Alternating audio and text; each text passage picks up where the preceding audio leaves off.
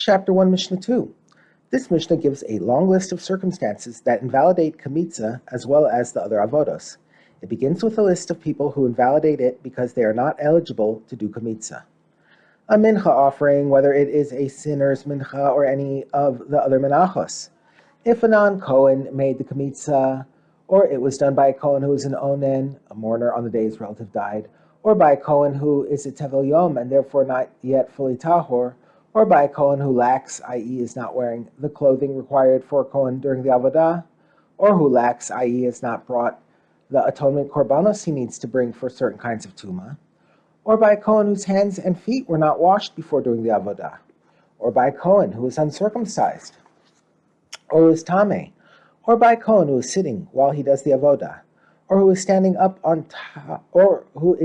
on top of utensils and not directly on the floor while he is doing this Avodah, or who is standing on an animal or on the feet of his friend. In each of these cases, the Kohen was not fit to do the Avodah, and he therefore invalidated the mincha by doing it. Another disqualification. If a Kohen made the Kamitza with his left hand, he invalidated the mincha. However, Ben Beseira says he should return the kometz to the kli sheretz from which it was taken, and then make Kamitza again with his right hand. According to Ben Beseira, since Kamitza must be done with the right hand, a Kohen who did it with his left hand did nothing. Therefore, he can put back the kometz he removed and start over again.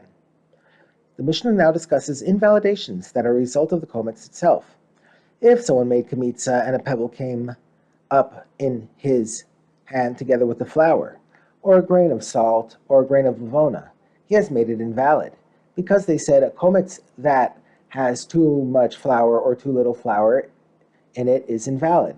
When a pebble or grain of lavona or salt takes up part of the space between his fingers and his palm, the kometz has too little flour in it, and the kamitza is therefore invalid. The Mishnah now defines what is too much and too little in the case of a kometz.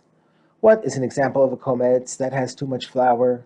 Where the Kohen took a heaped kometz, with some of the flour extending out past the 3 fingers that form the kometz. And what is an example of a kometz that has too little flour? Where he made the kamitza with just the tips of his fingers, instead of spreading his fingers over the palm of his hand. The Mishnah explains how kamitza should be done. How does the Kohen perform kamitza in the proper manner?